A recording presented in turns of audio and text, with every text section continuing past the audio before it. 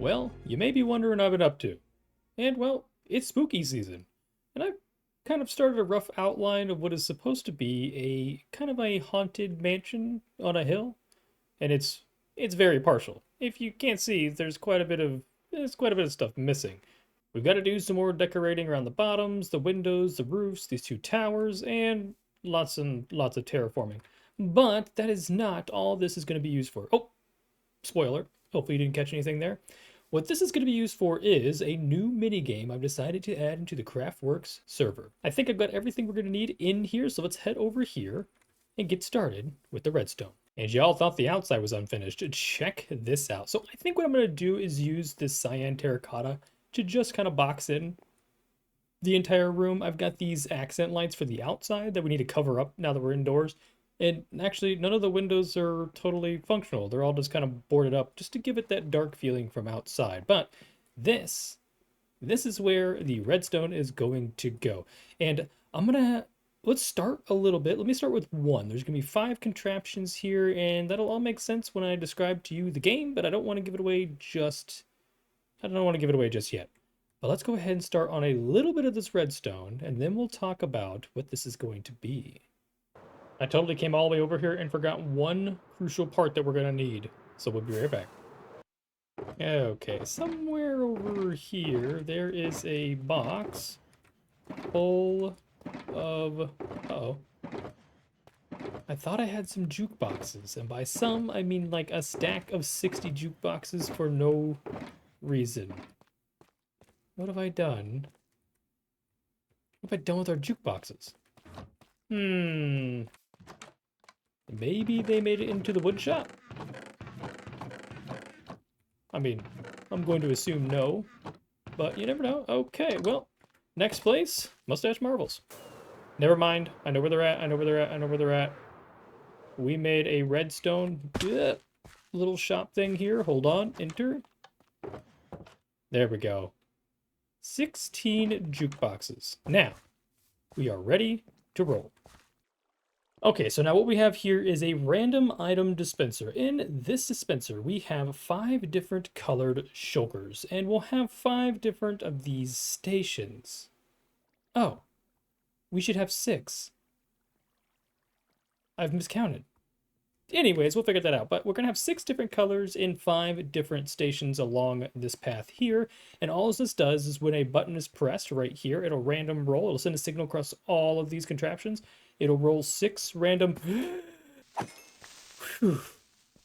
Okay, so what that will do is dispense the 5 random chests of all different colors. Now, what we can do from above, once everything else is set up, you're going to have these buttons here, which, when selected, lock in your choices. Now, obviously, the locking thing is not set up right now, but it will be. And when your selection is locked in, which this is not all retracted, so the lights are different, they're reversed. But when this is locked in, it'll keep this chest or this shulker. You can select the amount you want to remain, and then you can re-roll the rest of them. Now, if you haven't guessed it already, based off those really cruddy explanations of what this game is, it's Yahtzee, our favorite 5-diced game. So all I need to do now is copy this 4 more times, add in the appropriate amount of die, which is 6 per dispenser, log in the random roll button, log in the reset button, and we should be good to go. And we'll give a quick redstone tour when I get this all built. See you here in a second. As promised, it's time for a little redstone reveal, and this is what we have. So this is the original 1-block section you saw previously. The only addition is this recycle system, which is just transferring this button in the locked and unlocked state up and around through, or down and around through and through and through every time it's locked and unlocked. That's all that does. As well as the button from above, which is roughly there and right down here, that activates the reset line, which snakes its way around through all of these on top of all these barrels, which activates them and moves this block down. And then as well as the roll button, which targets all of the pistons in the back, which are hidden right up there. Now I have the most exciting part of this entire build for you guys, and that is the interior design. Now, I did have a little bit of help from Izzy and Oda and a couple other crafters because I'm no good at interiors, but voila. So it is pretty bright and vibrant in here, but that's what I was going for. Now, there's obviously some like dead space here, but I'm thinking about putting maybe some artwork or something strange there. There's a bunch of dead space back here. And then my favorite part, I think, of this entire area is the giant die overhead, the dice. But skulk. I don't have skulk. I need more skulk to finish up the rest of the ceiling. I thought that gave the ceiling that nice little extra glow, and it's going to help block off the rest of this because, again, I don't want to do interiors, which means I don't even want to do the top of that. Now, some of the additions that I have added since you've last seen this, obviously the entire interior is done, but I've got this game officially set up. So we're going to go ahead and go over a little bit of the rules. And if you want more rules, obviously there's a whole rule book over here as well. But what we have is a random shulker dispenser system. So where these note blocks are, random shulkers will appear from the dropper or the dispenser directly beneath. And then when they are recycled or the reset button is hit, they are broken by these note blocks from the sticky pistons and they are pushed into this and recycled back into the system. So if we go ahead and let's play around. Not the full thing, that takes too long. But if we roll the dice, we'll be dispensed certain colors, and there we have it. So we've got 2 number 4s because green are for 4s, 6 is purple, red is 1, and so on and so forth. So with standard Yahtzee, you get 3 rolls, and you get to save any keepers, which is just locking the dice in this game. And then you re-roll. Bada bing, bada boom, nothing good. Your 3rd roll. And that's the final roll, and we got nothing but 2 4s, unfortunately. Unfortunately. Reset. I've also got this handy board here. Now, obviously, for those of you who know, Yahtzee is a score-based game. So for your 1s, you count only the 1s, you count the 2s, and then you score all this up. If you add up all of your score across, so all of your singles from your dice side, if you get above 63 or more, you get an additional 35 points. That's called your upper score. And this is the lower score, which includes things like 3 of a kind, 4 of a kind, full house, all the way down to Yahtzee. And the only thing this board is useful for is if you're playing with more than just yourself, or even if you're playing with yourself. I guess that's also a good time to use it. This is just to keep track of things you've checked off without having to get your book out. Now, I do have these. These are your Yahtzee scorecards. So we've got all the score values in here. So aces is all your 1s. When you roll for your 1s, you add them all up. Your total goes in here, 1 through 5, so on and so forth. You'll total this page with the bonus, with or without the bonus. Second page, total of a second page, total of the first page again, and your grand total. And then we will do a high score leaderboard. And I'm thinking about doing weekly winners, and I'll put something fun in these barrels. And so far, I am the winner with a whopping score of 222. Pretty poor performance, but I'll take it. So anyways, as you are tracking this game, these boards are used to just keep track of if you're playing with 5 people, say player 1 gets his 3s and his 6s and his small straight done, so they're on turn 3. This guy's got, these 3. This person somehow got a Yahtzee and then spent the so on and so forth. So now, if you're in the middle of the game, you don't know what your partner has. You won't be able to see the scores, which is kind of the hard thing to adjust for.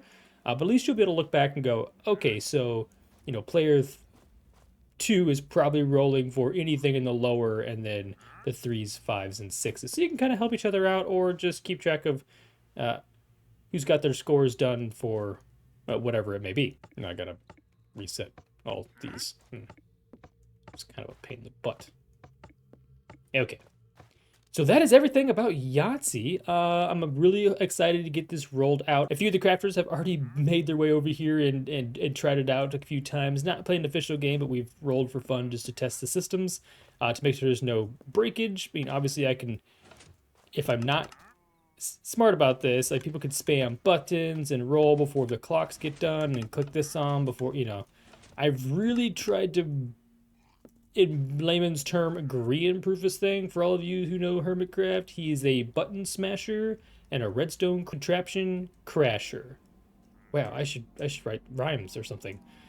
But anyways, that is enough about Yahtzee. It is time to head outside where we have one last little update, and that is, well, really nothing. I did do the terraforming. We've got a nice path kind of set out here. I'm not walking on the path. But I went ahead and terraformed around the entire building on all sides, so it is ready to go. I just need to figure out, now, I'm going to spoil a little bit here, so sorry, Melissa, but Melissa, oh, and friends, are hanging out doing some land work. So she's got these beautiful custom trees and this crazy cool terrain going on.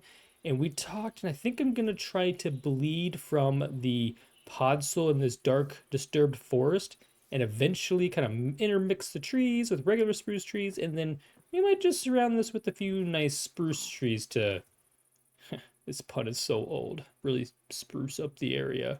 I'm sorry. I'll try not to let it happen again. But that is enough about Yahtzee and builds that have nothing to do with our settlement. I would like to go over there and maybe work on some interior design. Excuse me? I would like to go over there and work on some interior design, but first, we had another crafters game that we got to take part in just after the CraftWorks block party. Unfortunately, the last video did not get included, so it will be here. That is Zinc's fantastic PvP arena. Go check it out. If we come up here first, I'll show you just so you can know for sure. For those that haven't seen the video, so there are two types of levers. There are the ones around the outside. If you gather around, I will show you. So this one here does this. Pretty. So if you are out there fighting in PvP land, the people who are watching the PvP can join in by firing rockets at you, which will hurt terribly. There is also a lever here behind, which is called Pain from Above. It's not really Pain from Above. It very sporadically drops down a couple of arrows. But I think it's fun during the match to have that on. But at the end of the match, if you could turn it off, because arrows are not an infinite source. So people in here get to participate. They get to influence the way that the game plays out. For everybody doing the PvP, try not to break the berry bushes if you can help it. I think you can eat the berries if you can get them off. But don't try not to break the berry bushes, or if you do, try and replace them when it's all over. Are there any objections to dying to berry bushes? No, because there's many ways to die in the arena. There are a few little surprises around. I see a pufferfish. Oh no.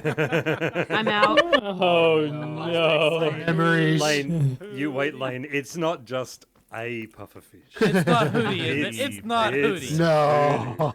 Oh no. So if I'm happy to go in for the first one. I am the worst PvPer on the server. So Nope. I'm happy to go first. You are not, but oh well. If someone would like to beaten fight me more me than for the once. first one, I'd be Settle happy it, K-Hug. Settle it with Zinc then. I'll go red. Just make sure you take all your gear out. Okay, yeah, no swords or nothing. It's all fisties, It's fisticuffs. all fists. Yep. Sweet. Ooh. Okay. Are How the are the combatants ready contestants? for the inaugural fight of the battle arena? Yeah. Go! Ow! I hit by a bush immediately. Oh, that's right. We get to be chaotic. Thank him. Oh, there they are. There they are. Aim for the knees. Ow! Ow! My legs! Getting incredibly Thank you. close to Hootie here. Come on, Hootie. Give it to him, Hootie.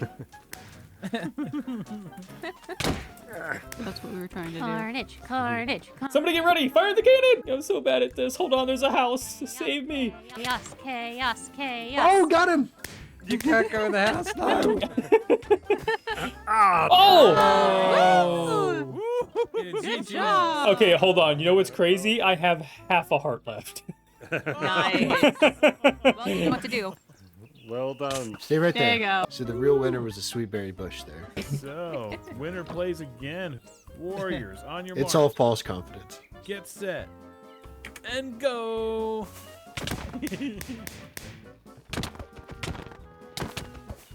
Did the Hunger Games have a theme song? Because I would be singing it now if I knew. Yes, The but battle it's of the very internet sad. pings. Oh! Oh, that rocket hurt a lot. Yeah, I don't know who got hit there, but I am hurt. Yes. Oh, I got Impala with it. I got Impala That with was it. a smack. Oh! No! No! I wasn't ready.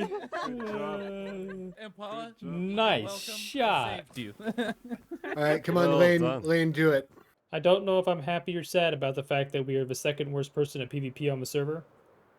I guess we could chalk that up as a win. All right, we are back home just in time to get the nice evening light glow from our lovely little lamps and this really cool neon sign of inspiration from Izzy's interior design shop, which doesn't entirely work. Now, what I wanted to touch on was I need to do some interiors. Now, I have already requested in the previous episode the help of the interior angels, but they are swamped. So, I'm trying to take it upon myself. I forgot to put a loom here. This is supposed to look like an air conditioner. That's unfortunate. I'm trying to take it upon myself to learn interior design. So now, before you get excited, it's not going to be good. But I did my best. Here we go. Okay, so the first shop here is our wood shop. Now I've got everything labeled appropriately, except for these extra barrels, some extra chests and stuff. Oh, and we don't have any of the, what's the other thing called? This is the warp block, crimson blocks. But I did steal some minor details from them. Now, I'm really bad about just using the stairs and the slabs or workbenches. You know, I had that up here as well. But I did see a cool little shelving thing with the lever. Looks like they're holding up a shelf. I think I stole that from E's library. But they use a lot more trapdoors. I'm trying to pick up on the subtle hints of those guys. And it's like, use smaller things to make an area look bigger. And I don't quite know if I've obtained that here, but this also isn't a living quarters. It's just a place to store our wood and use the saw to chop it up into pieces. So I think this floor is pretty okay. Now there's some like decorative areas and definitely some like things that go up on the shelves. There's like a little, I think like a plant in a pot here, but you know, I just don't know what to do with the dead space. And then we make our way up here. This building has gone from the lumber shop, the chop shop, to just the building block, the block park lot thing. And I've kind of just accumulated all of the building blocks into one building. So we've got our mud, our terracotta, you know, your dirts, your tough stuff. Oh, wait. Terracotta? Nope, I need that. Then we got some like random plant bits. Gonna need a lot more of these boxes because they are everywhere. And again, the same table design because I'm not good at that. Got our ites right there, diorite, granite, and andesite. And then the third floor is just more stones. So obviously your cobbles and your smooths and just a bunch of random stuff. And the exact same the exact same table again. Okay, maybe I do need more help. So yeah, that's pretty much my plans for that shop or that building. That's just going to be our construction building. Now, I do think there's a chance I'll take out the vegetation and use it elsewhere because we've got like all this weird stuff. Now, some of these are sort of like frog lights. There's got to be a neon shop somewhere. All these dyes. So this seems like dyes and wools kind of go together. So we need like a color shop. We need a Hobby Lobby. Oh my goodness, we need to make a Hobby Lobby. That would be so much fun. And this was going to be our redstone building, and it still is. But as you guessed it, this is the redstone story of this building, and this is all I have.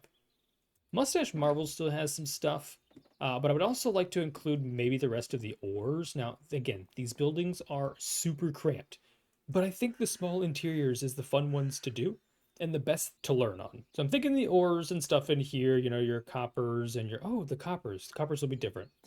Your ores like iron and gold and et cetera, et cetera. And then we also have a little loft on this one as well that really doesn't have any room. It's just enough blocks to just walk over here and walk outside when you could just, yep, do that. So those are my short notes, my quick notes, my spark notes, there we go, on what I want to do with these two buildings. This one, I think we said, well, I know we said we were going to use this as a temporary home. I think I'm going to settle into it. I think I like the location. Down here in the bottom is going to be like our mushroom stuff because of the mushroom farm. And again, the same table twice. But I think my bed's already in this little nook, and I don't like the bed placement. Maybe I can raise it up and do some decorative bits, but I think this is a nice little spot to call home. And I think this is the space that I first want to acquire help from the interior angels. If I can beautify this place, which is going to be a challenge because there's a bunch of little dips and odd things on the wall already, I think it'll be pretty good. And then we can have like our basic storage for most of our stuff. Maybe we can even add some quick storage up top up here. You know, we can get almost 9 chests right here. So that'll actually work out perfect. 6 more on this wall, maybe 6 there. So we've got ample room to do whatever we want to do. And then we can come out here and hang out in the balcony and have a cup of tea. So that is the quick and the long explanation of what I want to do interior-wise in our new little settlement. Other than the last couple of structures that I'm going to put back here, we're going to have a fishing thing. I think I've decided to possibly go with a dock out in this near region. And then I was thinking about just using mustache marbles for my own good and building a little steamboat to park along our little canalway here. I think that'll be perfect. It'll be fitting for our contraption building. So yeah, looking forward to doing that. Now, we did cover quite a bit of information in this episode. We've kind of laid out a general guideline to what we have coming up. We've got Yahtzee finished. We built a cool little mud mansion. We got to do some PvP. And I think it's enough for me to be satisfied with my next episode in the CraftWorks series. So without further ado, that's it for today's episode, folks. If you like this video, be sure to hit that thumbs up button, leave a comment, and don't forget to subscribe and ring that notification bell so you don't miss an episode. Until next time, keep crafting, stay awesome, and as always, stay beautiful. Goodbye.